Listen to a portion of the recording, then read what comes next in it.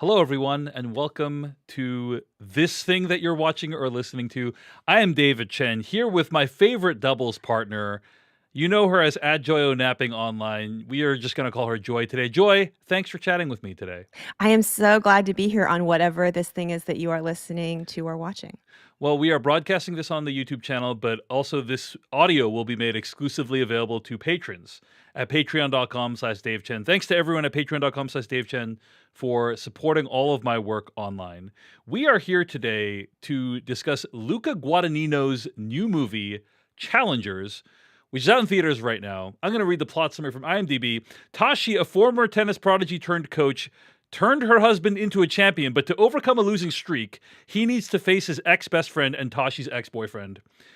Joy, we're going to talk overall thoughts real quick, and then we're going to move really quickly into the spoilers. What did you think of Challengers? And also, I noticed you're sporting a tennis hat. Do you have some connection with the sport, Joy? This hat, which is branded like much of the merchandise in this movie, it's two tennis rackets and a Heineken logo. This was the giveaway for all the spectators at the 2000 US Open. I think it was the women's final that I went to where Venus Williams beat Lindsay Davenport. So I've been a fan for a while. And yes, I wanted to show off a little bit of credibility and rescue this hat from the back of the closet. Indeed. So Joy is a huge tennis fan. I enjoy watching tennis. Like whenever I see it on TV, it's I have nothing against tennis. I like it, but I am not a fan in any way. I could barely name more than 3 tennis players. So Come on. You can't name more than 3 tennis players? okay, like 8 I just tennis named players. 2 who played each other. Who? I don't even. It just left my head completely. Anyway, point being, we're both coming at this from very different perspective. Yeah. Joy, hardcore tennis fan. Me, somebody who barely understands the rules of tennis. So, Joy, what did you think of Challengers, both as a movie and as a tennis movie? Incredible movie. The tennis is serviceable, but what tennis we see is so lovingly depicted. I really appreciated that.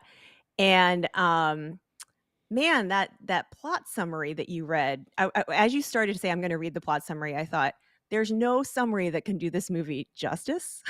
And so I enjoyed it so much as just almost like a book where each chapter you just can't wait to see what happens in the next chapter, and you're just in it for the ride. It almost doesn't even matter where the ride is going. Like the ride itself is incredible. I love this movie. I think it's, first of all, it's a original film, not based off of any existing property or superhero or comic book or anything like that. The story of how it was made is actually quite remarkable. Like, some people will spend literally over 10 years developing a script and getting it made. I think this is this guy's first script, or one of his first scripts, and between when he completed it to when when it was started filming was like less than a year. And obviously the guy who wrote it is like Celine Song's husband, Celine Song, Mr. Celine Song. Mr. Celine Song. Also, Celine Song's movie Past Lives nominated for Best Picture. This movie, I think, is going to be, if not a massive hit, then at the very least a cult classic. Justin Kuritzkis is his name. I like to call him Mr. Celine Song. Yeah, that's fine. This movie, Challengers, starts with a tennis match between 2 characters, and then cuts back and forth in time. So that you are both seeing how these 2 characters got to be in the place that they are, and also learning about the relationship and the sordid history between these 3 characters. Kind of a love triangle situation of sorts, right? And are we moving into spoilers yet? I guess our overall thoughts are the movie's incredible. It's really good. Go watch it in the theater. The acting is great. The cast is great. The script is great. The direction is great. The score is great. Like, everything is firing on all cylinders. But we have so much more to discuss. So let's go into spoiler. Yeah, go ahead. Well, I'll just say, walking out of this film, it felt like just a miracle that this movie got made, because it is of a type that we don't see as often. It's, adults speaking to each other. And it felt like kind of a mid-budget movie, like a throwback to something we would have seen 10, 15, 20 years ago in the theater, and yet it feels so novel and so fresh. The sound is incredible, so I actually think even though you might be tempted to watch this movie at home streaming, being in a theater with sound, the sound of the tennis and then the sound of the score are both amazing. So if you wanna pause here and, like, go see it and come back and join us for the spoilers part, um, I I do really recommend, like, actually paying for a ticket for this one. Absolutely. Okay. So we are going to get into spoilers for challengers. So be warned, and hopefully people who tune in live don't get spoiled. But here we go. We're talking about what actually happens in this film. Uh, so how did the cutting back and forth work for you, Joy? You were talking about like how you can't wait to find out the next chapter. The way this movie treats its chronology is really awe-inspiring because you kind of think, you as the audience, like it's this weird thing where like you think you're ahead of the movie, and because you're like, oh, I've seen this story before, like I kind of know how this plays out, and then the movie is ahead of you the whole time. You know, like the movie like already has moved on to the next thing and is already like has its own designs. And you think you're smart because you're like, I've already seen it, but like that was my experience watching the movie. Is like we've You seen. thought you were smarter than this movie? I don't know that I thought I was smarter than it, but it's more like, oh, I kind of like felt like I understood the base components of the story, Yeah. and yet the movie continually surprised me, right? And I think that This movie has a little bit of Anatomy of a Fall in it, by which I mean, you get new information that recontextualizes yes, the things you're seeing in the present day through all of these different reveals. And so, for all you know, there are like 5 other things that we weren't even shown that, might change the story. And I really appreciated that about it. I mean, start with the fact that this movie opens with these two characters uh, who face off against each other at kind of my understanding is like a fairly low level tournament, right? It's like sponsored by a local tire company. Joy, can you contextualize what this kind of tournament is in the real world? Yeah, I mean, I think you got it from the context clues. But even the term challengers is like, if you're a professional tennis player, the dirty truth is that most professional tennis players do not make enough money to even cover their costs unless they're approximately in the top 100. And they're playing what's called the main sort of ATP tour. But sometimes there are these events that are like the next tier down. It's kind of like maybe equivalent to minor league baseball, another profession in which it's hard to really earn a living. But your goal is to get up to the main tour and the bigger tournaments. But sometimes you're playing challengers just to get some points on the board for your ranking, or just to kind of get matches in. And so he plays challengers is kind of like I don't want to call it a slight because these are very hardworking athletes, but you're literally in this case playing for $7,200 of prize money, and that feels like quite right. Like that's not even going to cover the hotel bill for the Hmm. suite that is being used by one of the two characters. So, Right. um, So the match is between Patrick Zweig and Art Donaldson, and the idea is that Art Donaldson is literally one of the best tennis players of his generation, right? Like yes, everyone knows who he is. He's a massive celebrity, rich, famous, successful, and then faces off against this guy Patrick Zweig, and uh, what's amazing is when they start playing at this tire tournament, it is not clear that they have a massive history together, right? Like in the realm of the movie, like, uh, and then it cuts back to 13 years earlier. You learn that, oh wow, these guys have been friends for years and years and years. Like when they meet on the court, it's not like there's warmth and affection, and it's like, but then cut back to 13 years earlier. And these people have a long history together. We see them winning a doubles tournament together, and obviously, then we it's learn a more junior about what. doubles tournament. Yeah. Yeah, it's a very big junior title, but still. I think the one thing I will say is I think it actually was quite obvious that they have a history, because what happens is there's a shot, and then Josh O'Connor, who played Patrick, goes and, like, gives a very significant look to Zendaya in the stands, Right. and then Art clocks it and also looks over, and so you don't know what the relationships are between any of these people, but it is clearly, like, some pretty significant glances are going on. Well, that's one of the most interesting things about this film is, I think the director said he was inspired by this Naomi Osaka Serena Williams match that took place, I 2018 think, in US Open 2018, final, right? yeah. But there's also this other story, this other tennis player whose wife was in the stands, right? Which one was this, Joy? I think it's Roger Federer's wife. Roger Federer's wife, and he I think saw her like name is Mirka. Roger Federer's wife in the stands during a tennis game being extremely intense. And the idea is that when you are in the stands at a tennis game, you are not supposed to communicate with the players, right? Okay, it is called a match. A Yeah. game is a subset of a match. Okay. Yes, but yes, you are until very recently, you are not supposed to communicate. Yes. Right. And so something that was intriguing to the screenwriter was this idea of, wow, what if you had to say a bunch of stuff to the person in the match, but you literally couldn't say it. You couldn't say any words, right? And man, So, does this movie just run with that idea, yeah. of all the things you could say sort of non-verbally through tennis. So much of this movie is close up of faces and eyes. It's like people giving each other extremely uh, pregnant looks, like giving each other looking longingly, looking intensely, looking discouragingly, looking critically at people.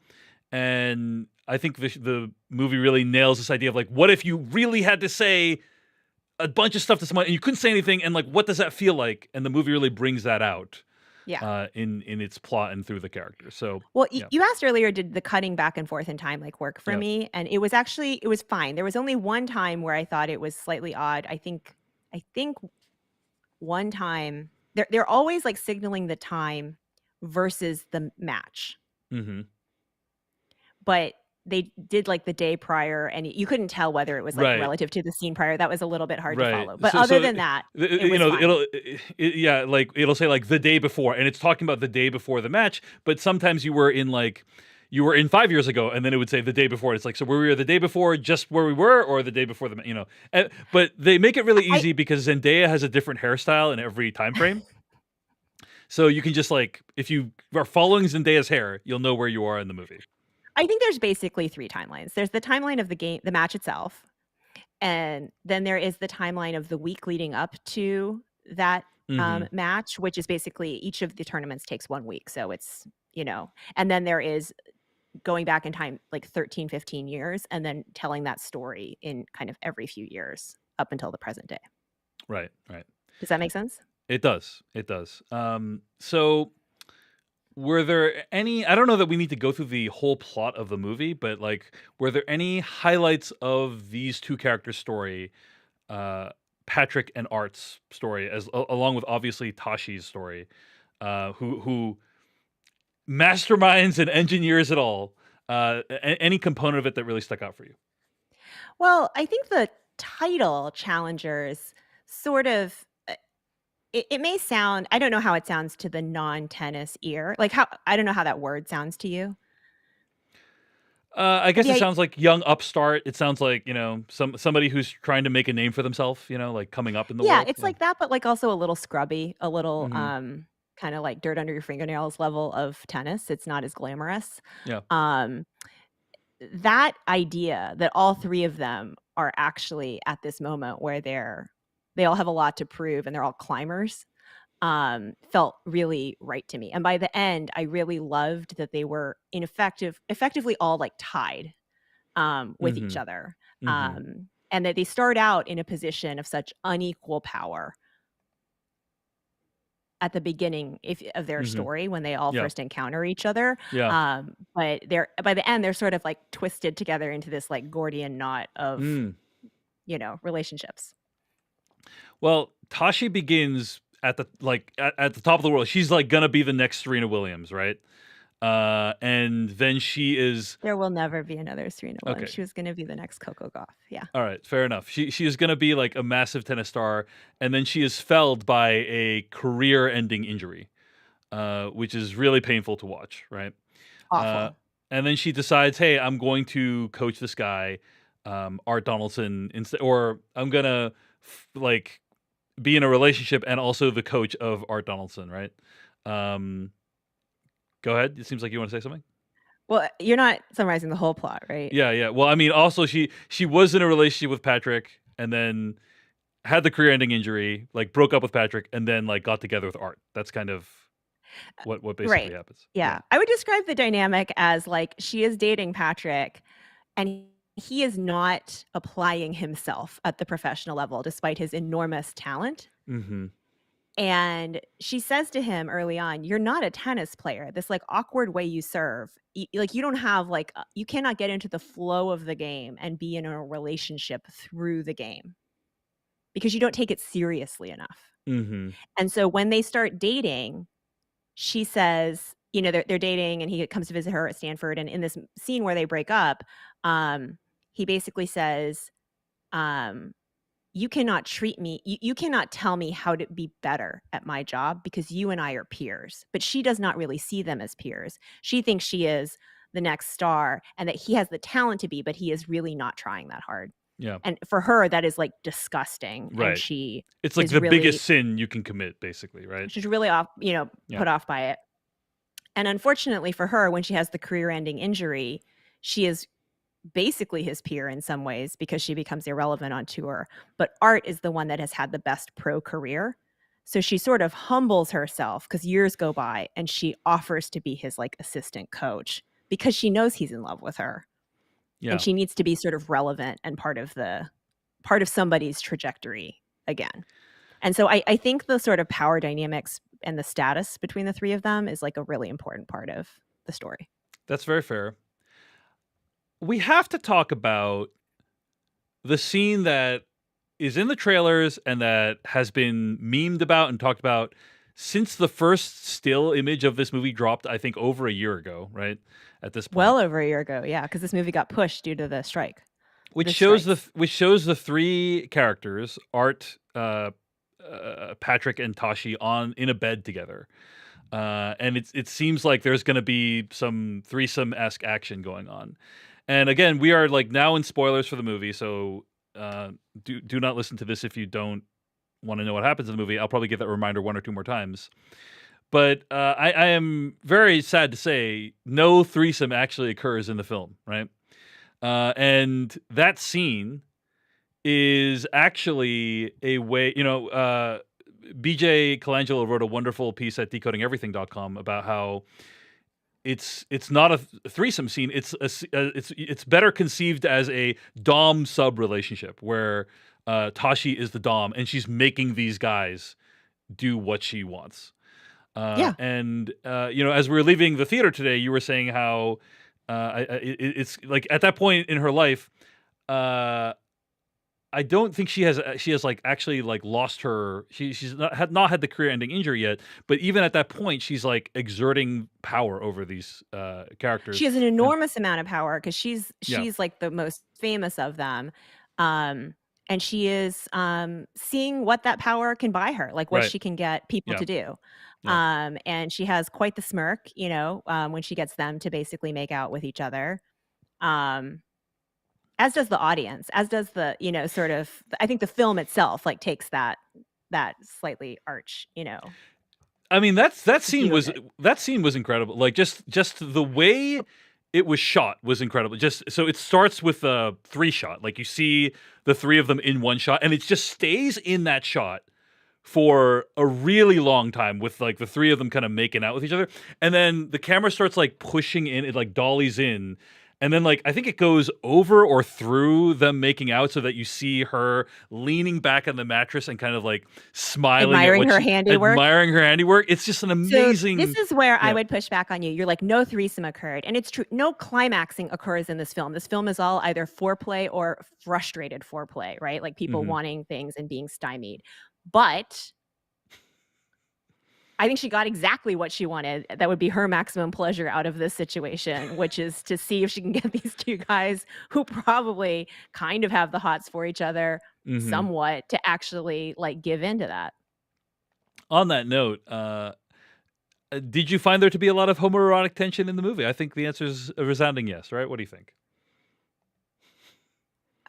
It's breaking my brain that you're even asking this question, but I guess you're being nice to me and leaving me an out. This movie is dripping with sexual tension, literally dripping. Like people are just covered in fluids, eating each other's like phallic shaped foods, deep Virtually throating every time, bananas. the two leads are on screen, they're eating phallic shaped foods, right? Bananas, churros, like all kinds of stuff.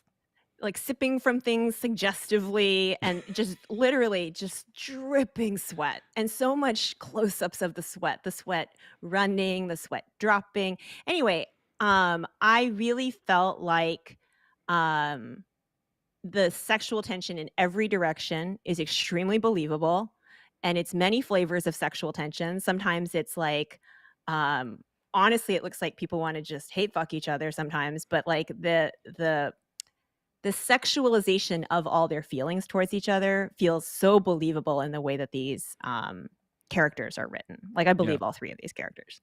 Yeah. One of the things that I really appreciated about, like I said, the movie is always playing games with what it's telling you. There's so much sort of deliberateness in the stuff that it shows you and the stuff that it doesn't show you. Like it will cut forward in time, and then it will like characters will refer back to events that you don't even see on screen, and there's a lot of stuff you need to like make up in your head, and then there's a lot of stuff that is just like, for instance, like the two characters, Art and Tashi, they get married, they have a kid, Oh, right. right? Yeah. You Yeah. don't see any of that, right? Like you just have to like kind of imagine what that relationship was. The first time that Tashi and Art meet after her injury, I thought was kind of interesting, where like uh, they alluded to like how they had a relationship but it didn't work out, and then they restart, and she says like, did you ever stop being in love with me or something, or are you still in love with me? She asked him the question, and I you don't think kind of I caught that she alluded to a relationship that hadn't worked out. I didn't oh, catch that. because in that scene they're at the diner together, or like You're in right. a Yeah, yeah. restaurant. It was an Applebee's actually. Um, and by the way, I had a feeling you'd enjoy this movie because we live very close to a restaurant, and there are Oh when my God, I know exactly what you're about to say. I literally almost interrupted the movie to turn to my friend and say, I know that sound. I hear it every night. right. So But then I was every like, don't ruin the experience for her, Joy.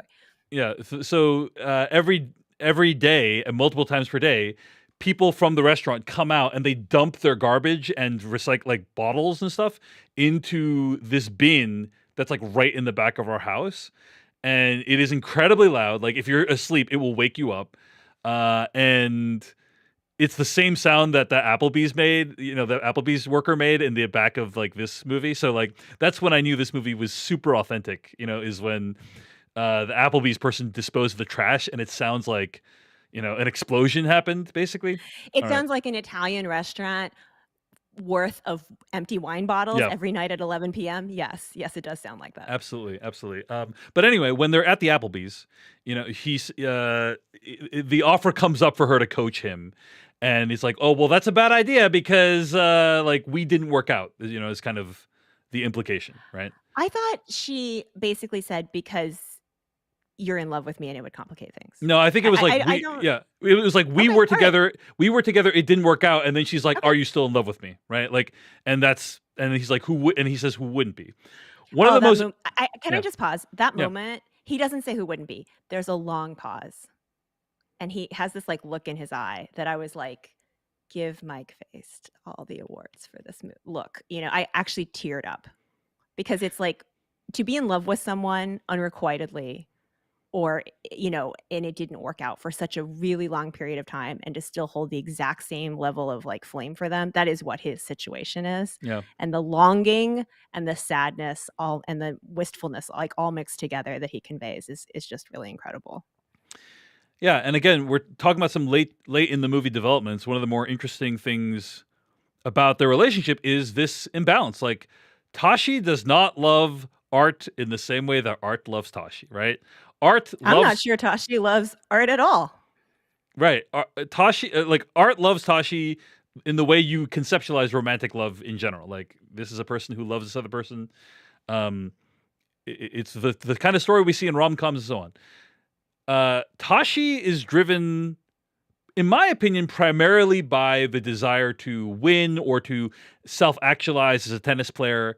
Like, that is the most important thing in her life, to the exclusion of virtually anything else, including human connection, I think, is my sense, right? I actually think it is a really bold choice to depict a woman having a kid and having a mom, but not actually feeling like she's very motivated by either of those relationships.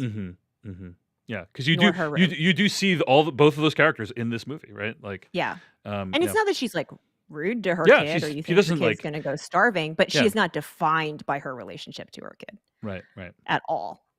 And yeah. in fact, you feel like she's not even very motivated by her relationship to her kid. Well, that's a little bit, too. I think that's going a little too far, because like the movie opens with them saying, "Oh yeah, our daughter, like she's really she loves staying at hotels. So like let's stay at hotels to make our daughter more comfortable." Like Right, but, she's like, the big right. blocks of their life, it feels like, if she likes hotels instead of villas, we'll stay in the hotel. Like, Yeah, it doesn't feel like it's it's not gonna like, hey, let's cancel the trip to the tennis tournament because our kid doesn't or want us let's to go go. pro or let's Yeah, quit, the pro right. circuit so that you can actually spend more time with our daughter. I think it's a really interesting relationship because yeah, Tashi, it just is like, it's heartbreaking because again, towards the end of the film, there's that moment when Art asks Tashi, "Hey, tell me it doesn't matter if I win or lose this match tomorrow," and she can't. She can't do it. That's one thing that's good, at least, is she won't lie to him. Do you know what I mean? Like, she's not deceiving him. What everything that she is, she's actually putting out into the world, in my opinion. Like, Um, she's pretty upfront with him about everything. I think that whew, but I think the question is she manipulating him? Not is she deceitful? Because he says what'll happen, and she says, I will leave you. And she says, "Is that what you need to hear? Or is that what you want to hear?" Or something, something like. And you wonder, like, is this motivating him? Is this Hmm. sort of part of the dom sub thing, Yeah. where he needs to be beaten up a little bit, and he wants her to do that? He's like, "You're my coach, so coach me." That's what he Hmm. says in that moment. So I think it's actually open to interpretation That's what their fair. relationship is like. Yeah, that's But fair. certainly she does not have, like, romantic feelings for him. Right. That's very clear. Right. Which is very sad. Which is very sad. Well, it's sad because she talks about playing tennis as being in a relationship, but she can no longer play tennis. So Yeah. she's like, "For 15 seconds of this match I was against this girl, I was in a relationship with her, Yeah. basically."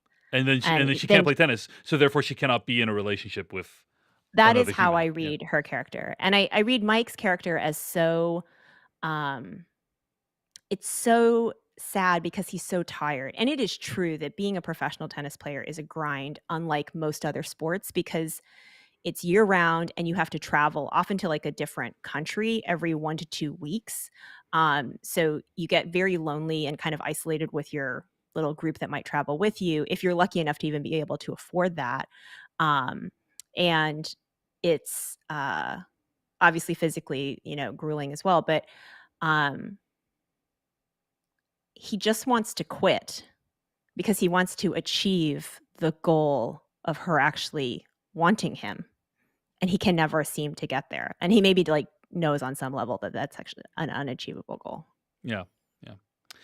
And Uh, and his weariness just really, like, broke my heart. mm, I agree. I agree. W Talking about the last 20 minutes of this film, it was dizzying.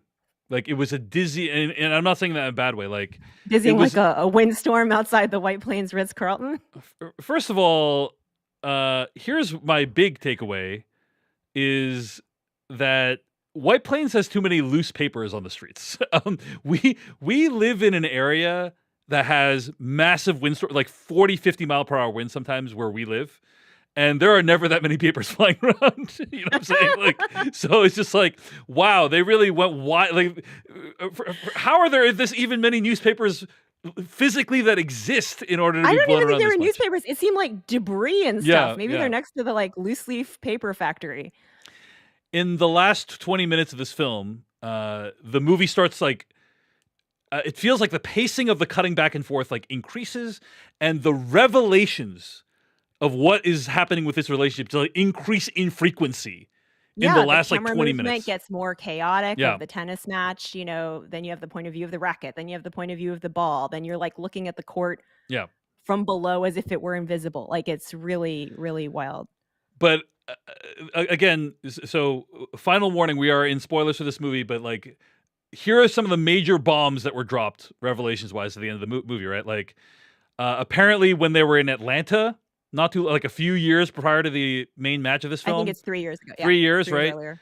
Patrick and it's implied that I think Patrick and Tashi slept together. Is that or Yes. right? Yes. So that's a thing that happened. Then we learned that Patrick and Tashi.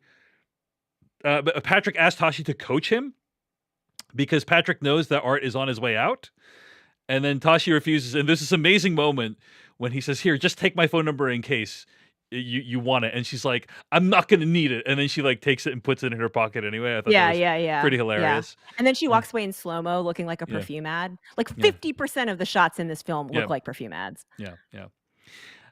And then you find out that Patrick and Tashi slept with each other I think the night before the tournament, right? Yeah, but she asked him to throw the match. Yes, that too. And then they have a very childish fight where it basically is like, well, you're stupid. No, you're stupid. No, you're stupid. No, I'm going to walk away in the wind. No, I'm not. And then I'm going to spit on you. And then I'm going to fuck you like in a car. Like it's just, it really is devolving to like the most carnal and base level. Yeah. And then we get like what actually happens in the match itself. I guess that is a time, it's post-coital that we see it, but like finally someone has climaxed as the film climaxes. Yeah. Yeah. So incredible. See, like, like again, that's what I was talking about earlier. Is I felt like, oh, I kind of understand what this relationship, like, oh, it's a classic love triangle. It's like, oh no, like it's way more complicated than all that, right? And I was really impressed with how much complexity the movie added. And this is one of those movies where I felt like, oh wow, like it really justified the time jumps. Like. And I think the point though is it feels like this is a little bit of like a Rube Goldberg like elaborate contraption. Yes. Where you're working backwards from the idea that you can convey the entirety of the infidelity and it's two kinds of infidelity, asking someone to throw the match. Or someone is throwing the match, right? Which rather. I think Patrick says is like unforgivable. I think he says that's unforgivable that she asked him to do that, right? Yeah. A crime against Art, Art, her husband, right? Yeah, absolutely. Yeah. And it is. So there's that plus the actual like sexual cheating, and maybe there's some emotional cheating as well. But all of that can be conveyed through like wordlessly through tennis and through the motions of tennis is really, I mean, when it comes together, all these little pieces, is it a little self-indulgent the way like each moment of that reveal is really teased out? Like it's really drawn out how but it's actually a delicious sort of enjoyment I had of all of that. What did you think? I mean, there's this incredible moment early on in the movie where Patrick and Art are having a conversation, and Art says to Patrick, I think it is, right? Art says to Patrick, "Hey, did you sleep with this girl?" Not Tashi, some other girl. I think they're talking about.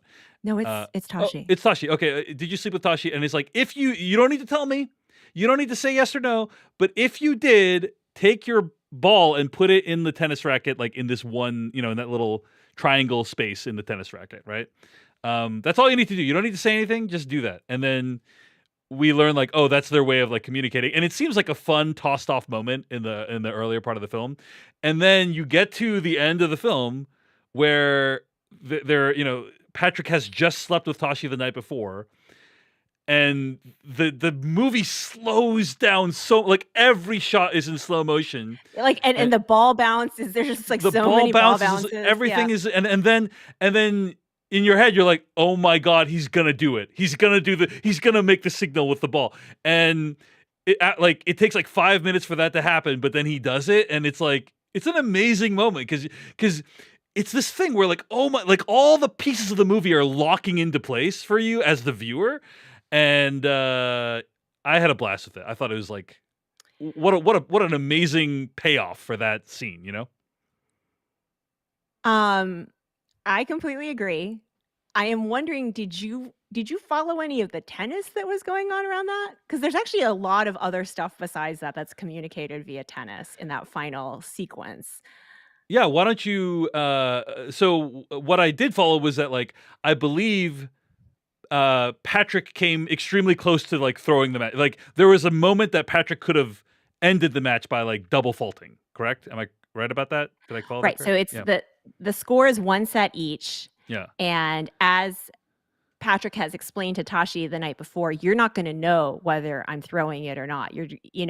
But he has, like, really made a big show out of, like, smashing his racket and getting all of these sort of code violations because his outbursts are so ridiculous on Right. court. She also said it can't be like an easy match. Like it can't be, oh, he defeats you in like the first couple sets. It needs to be something that feels like it's something he worked hard for, right? So the And so score is 6-2, 2-6, 6-5. yeah, And I believe it's gonna we see the run up to match point, but I believe there's maybe a double fault even leading up to that. Um, but one of the surest ways to lose is to double fault right. because you don't have to rely on the opponent Correct. to do the right thing and win the point. Right.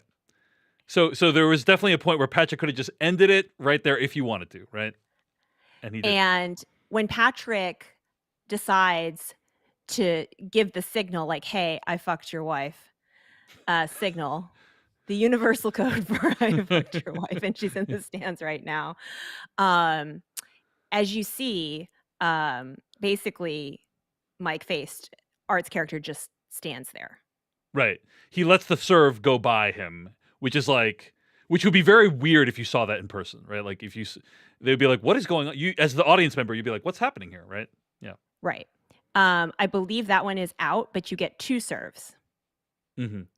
So for and he refuses to come back to the serving position. So he Right. can sense like, "Oh, this momentum I'm getting at the end, he's double faulting a lot. He's telling me 2 things. He's telling me he fucked my wife, but he's also telling me he's throwing the match.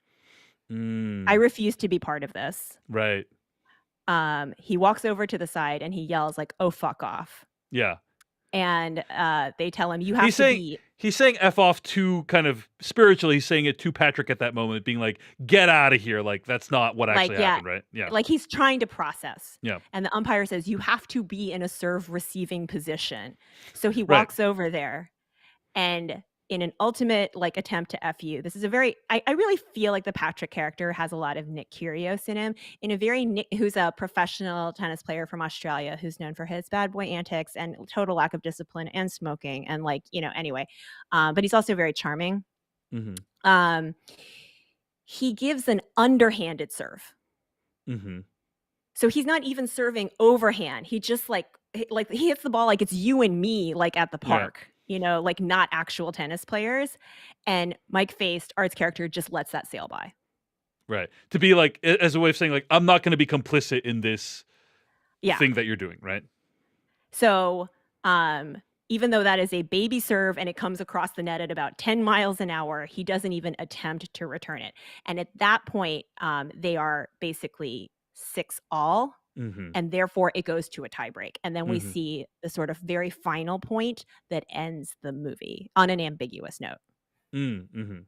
So there is then a tie break that occurs, right? Yeah, Um so I mean just so I understand, is first person who completes 3 sets wins. Is that right in this tournament?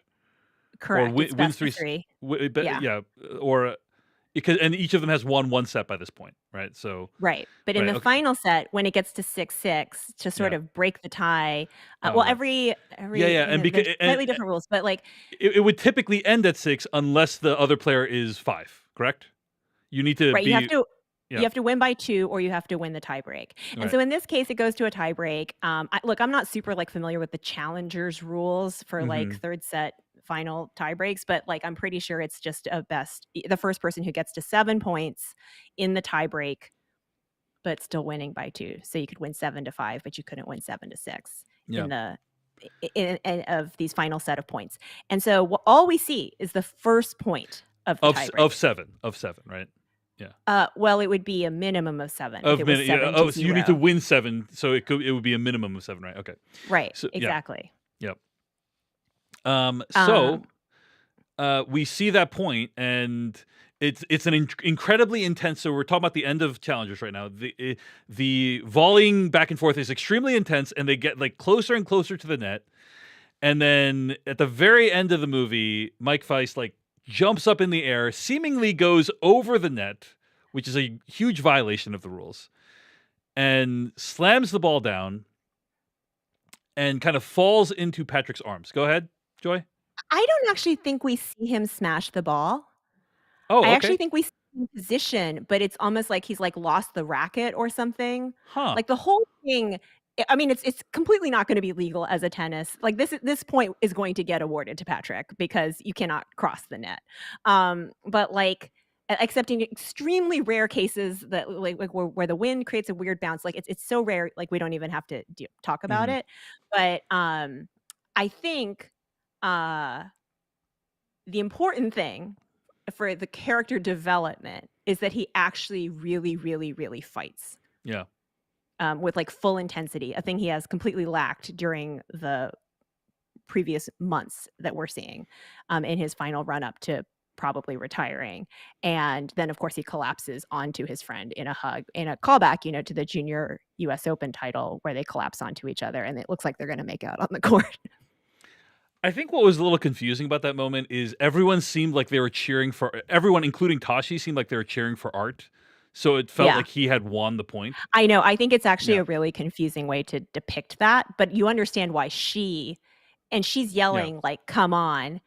And earlier when Art and Tashi met for the first time at that party, he says to her, when you screamed, come on, like I've never heard a woman scream like that. It's a very sexual way that he says it. And, you can tell like this is like her actually truest self is coming out again. Right, because that's the words that she said when she was competing against the tennis player herself. Yes. When she was still in the game, right? So it's the same phrase, yeah.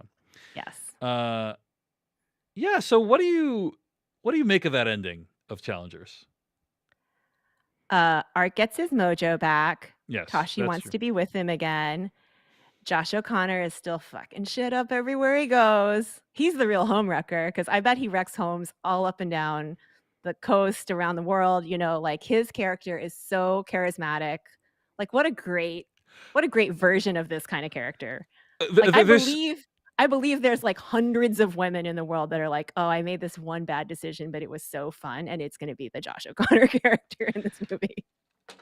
The scene where he goes on this date with his real estate lawyer is incredible. Like, yeah, where I don't even know what her angle was because she was like asking him all these. I was like, is she impressed or not impressed? But like, I think she was kind of excited because this guy lives such a different life than she lives. Was my take on it. What'd you make of that scene? I don't think he was swayed by the glamour very much at all. I think they are having an awful first date with no chemistry, but because he's hot enough, she's caught off guard at first, and then she's like, all right, sure. I definitely got that part. I honestly, you and I had a very different interpretation of that moment. So the idea is like, for those who haven't seen the movie, but are still listening to this segment for some reason, Patrick at this point in the movie where he's playing in this tournament, he is broke. He has like no money. His credit card is declined. He can't even pay for a hotel room. Tashi implies that his parents are wealthy, so he's actually like cosplaying as poor. But there's a scene where he decides to like get on Tinder, and he like with his phone with the broken screen. Yeah, and he's cosplaying all the way. And he like hooks up with this girl. Like he finds a girl that's in the general geographic area that he needs to be in, so that he can like sleep at her house for a few nights because he doesn't have any lodging. And so they're on this first date, and she's explaining her real estate. And it's like the dialogue is so good in that scene of like that is how that date would go with this woman who's I think she's like apparently she's like a lawyer, real estate person, like what it was Yeah. something that is like You weren't paying attention. Actually, it's estates, like it's real estates, but it's actually estates. It involves yeah. trusts and wills. Yeah. It is that is a thing that is a backstory that is gonna narcotize you like right out the gate. Like you will be asleep in 5 minutes if you start listening to that. And uh and then he's clearly distracted because he sees Zendaya Tashi in the background. And so then he goes over, he's like clearly is like not focusing on anything she's saying. So then he goes over and talks to her. They have a very terrible interaction. And then he goes back to the date. And before he can even explain what has just happened, he just starts making out with her. And she like is like she at first like trying to figure out what's going on, and then she goes for it. And I think that was one of the saddest moments of the whole movie for me. You know, like you were talking about like Mike Feist's character, and yes, the Mike Feist character did break my heart. But like when she like goes for it in that moment at the bar, I was just like, oh man, this woman's. You can tell this woman's life is so boring. Like, no offense. I know. Look, I come from the world of like, you know, I work in an office. I've worked in for 10 years in an office job. Like, I know what it's like. But like, this specific woman's life is so boring that the excitement that this guy brings to her is something that she is so desperately craving that she's like, I'm gonna hook up with this guy who like clearly has absolutely zero interest in me and possibly is using me for my apartment. Uh, that was one of the biggest tragedies in the movie. And by the way, that's like a side scene that only takes like 5 minutes. And I was like, wow, I just got this whole person's life story in this 5 minutes. And Wow. I wept. Judgy. I wept for her. Judgy. I like how you like to the, say the movie you is tried judging. to soften your feelings about real estate lawyers talking about their jobs by saying, I had an office job. Yeah. Yeah. Not all office jobs are the same. Exactly. Well, whatever hers was, they chose the way to make it sound as boring as possible. That's what I'm saying. Okay. And you're saying I'm judgy. The movie is judging these people. Okay, that's what I'm saying. I did not think that they. Okay, look. I have offered my interpretation of that scene. Okay. First of all, Zendaya yells at him and is like, stay the fuck away from my family. Stay the fuck away from art. And go close the deal on whatever that is that's happening. Yes. And he obeys her because he's one of her subs. Okay. So that's why he awkwardly cuts it off instead of like, because he actually starts to leave the hotel. That was hilarious. Like, oh, he like forgot the date. Jar. Oh, forgot I was on the date. Yeah. I don't know. So it could have also been back. because he needed a place to stay, but okay, fair enough. Sure, but he closes the deal, you know? And he's like, we don't have to put in this effort. And she's like, great. I wasn't here for this shit anyway. I wasn't that into you being a tennis player. Like, are we going to get it in or not? And so I think there's a way in which this could be read as more transactional in both directions. I encourage you to go back, watch that scene, and look at the desperation in that woman's eyes when he starts making out with her. That's the thing that sticks with me. You know, again, I read this review of It's a Wonderful Life. And I think it was in the New York Times. And in It's a Wonderful Life, there's a scene where like George Bailey, I think is his character's name, right? Yeah. He goes back to Pottersville. Yeah. After it's been like turned into Pottersville and like it's now a den of scum and villainy, right? And I remember reading in the New York Times article about how like the first time this guy saw that scene where he gets in the cab, Ernie here it is. I have the article right here, actually. In New York Times, wonderful? Sorry, George. It's a pitiful, dreadful life. That's the name of the New York Times article. Ernie the cabbie's blank face speaks true misery as George enters his taxi. That's what he says. And he said, this character, the guy in the article is talking about how like, he was told to keep an eye out for Ernie's vacant stare when George gets into the cab. He said he cried the first time he saw it. Like, that's like a side character that you see for like 2 minutes, and it's like, So much tragedy is in that moment. I had a similar Ernie from It's a Wonderful Life moment when I saw that woman at the bar hooking up with this Josh O'Connor character. That's my I do feeling. not know if it is more pathetic, her situation versus Art's situation versus Tashi's situation. The only person who is in all of this by choice is Patrick. What about Tashi? Patrick's by the end, Patrick says, "You're not better than me. I'm I'm basically the only one that's honest about what it is I'm doing That's here." true. That's true. And Right. I think Yeah. that is actually part of his charm and why, like, he is, for me, like, actually, like, steals the entire movie, which I have not said Mm, yet, but, like, mm. he is the one that, like, really stands out, as the most lived in and believable character. Um, I feel like I've known Patrick's in out in the world, and I do really think he has a lot of Nick Kyrgios in him. Mhm. The person who's, like, a little too talented for their own good and therefore thinks they can always skate by on that and some charm. I wanted to bring up one other scene that we haven't discussed, which is after the threesome-esque scene that's in the trailers and in the movie. She says that Tashi says she's going to give her phone number to whoever wins the match between Patrick and Art the next day. And we never see that match. We never see like who wins. We never see Right? what happens there. We are told later Right, what right. happens, but we never see it. And again, another brilliant thing in the movie, like what it shows you and what it doesn't show you, and so you like have to imagine how it played out. What you learn is that Patrick won the match, and she got the phone number. I'm sorry, he got the phone number, and that's why he and Tashi ended up having a rather short-lived and not very successful relationship, right? And years later, Art's talking with Tashi in the Applebee's, and he's like, sometimes I wonder what would have happened if I had won that match, right? And obviously that's something that that kind of like those turning points in your life and that kind of stuff, like stuff I spend a lot of time thinking about or have thought about in the past, and it's just it's tragic, the way he thinks about it, the way he talks about it. Now at the end of the day, Tashi's not exactly the best for him, so it's not like he missed out on that much, like she obviously has her own designs on what the relationship is, but I still thought that was like the way that whole narrative was presented was very compelling. What'd you think, Joy? Um, well, to back up a little bit, discussed, never shown, that actually Patrick is the better player. Mhm. Mhm. Patrick is going to win, and the only way he's not going to win is if he throws the match. In a foreshadowing Right. of the Yeah. main narrative device. Yes. And Art is like, can you just let me win this one time? Like, I never beat you. My grandmother's going to be watching, and he's like, Right. get your dying grandmother out of this. But like, he basically has come to the point that he has agreed to throw the match. Mhm. Even though it's a pretty big title. Like I think it's a Yeah. junior US Open men's final. Yeah.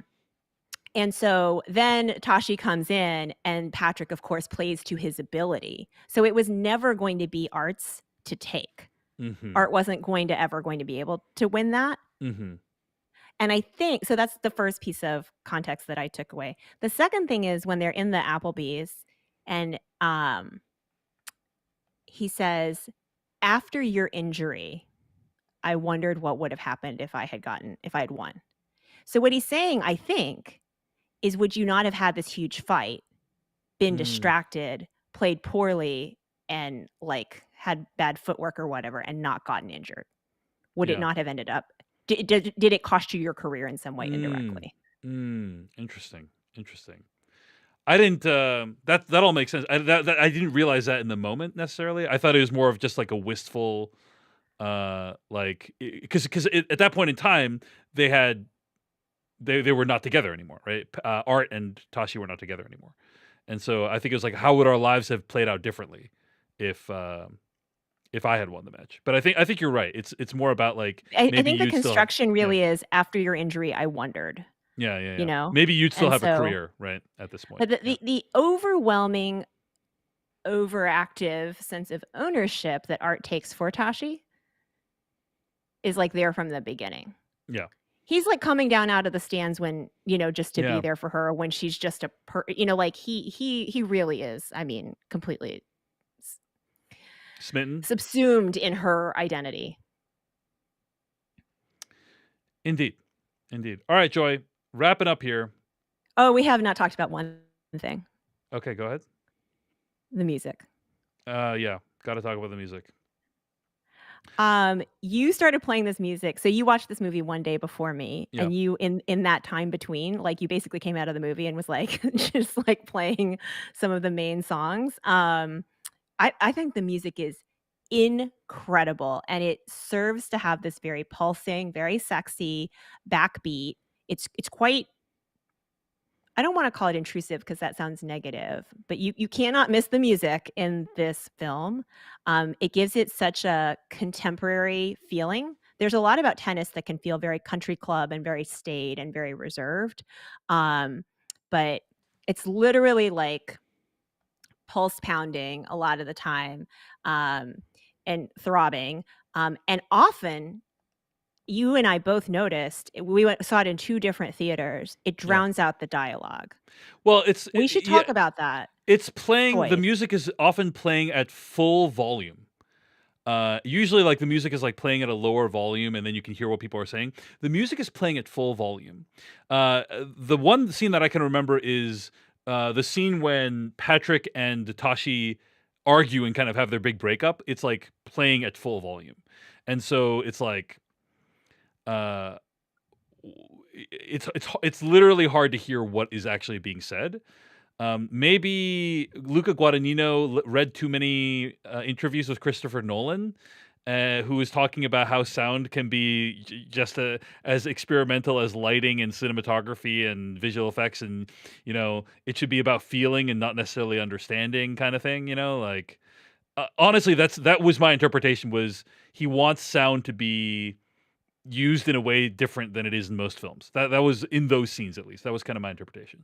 Yeah, I kind of wish he had gone for it a little bit more so that I wouldn't be straining to hear the dialogue, because I really was trying, and it was a Hmm. little distracting because I thought, "Oh, I should be able to hear this, right?" It wasn't, like, so loud that I could tell that it was completely obliterating. But I think the point is that the backbeat of this set of relationships, um, ends up sort of taking over their interactions, and I think it's like, a symbol of their kind of emotional, um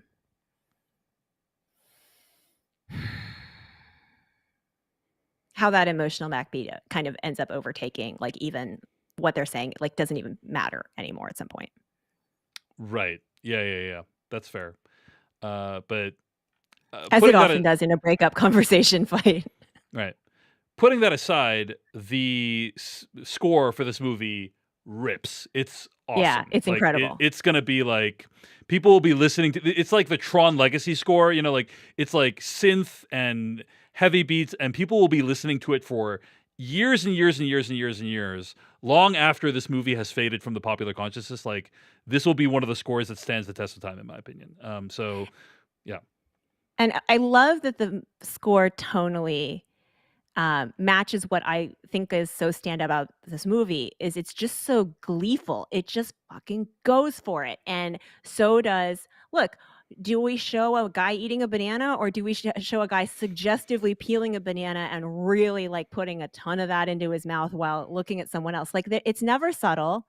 It's so self-aware, but it's like we don't need to be subtle. We're making a film that is about how hot all these people are for each other, in such like complicated and ways. And I just I appreciate, that in really swinging for it, I feel like it connects, on what is actually in some ways conceptually really difficult of a film. Indeed. Well, I actually have more to say about there's lots more to say about the movie, but I would encourage you to read the review that BJ Colangelo wrote over at decodingeverything.com. Great That is review. great. We're gonna be talking about it on a Filmcast After Dark in the near future, very likely. So you can tune in for that. But yeah, and the audio podcast version of this is going to be available at patreon.com/Dave Chen. I want to say a huge thank you to all the patrons over at patreon.com/Dave Chen for making my work possible. They have allowed me to do the things I do and helped me to launch Decoding TV, which is a pretty cool podcast about what's going on in the world of television. So thanks to everyone at patreon.com/Dave Chen for your support. You make this work possible. Okay. That's going to bring us to the end of this review. If you're watching this on YouTube, be sure to subscribe, like, and click that bell for notifications. And I want to say a big thank you to Joy for sharing your tennis expertise and enthusiasm about this film with us all. Thanks, Joy. Um, yeah, absolutely. You know, I think this movie will easily be in my top 5 of the year. I'm guessing it might be in yours too, and I just wish it had come out a little bit later so it could be eligible for the Filmcast's summer movie wager, because it would have been really fun to see if this thing kind of gains cult status over the summer. Well, we are just as an FYI, we already know that this movie is not going to do that well at the box. It's going to do just fine for a movie of this size, but it's not going to make like $100 million or anything. So, but maybe we might have thought it would. Maybe we might have thought it would. All right. I'm making crying faces, yes. Thanks to everyone for listening. Goodbye.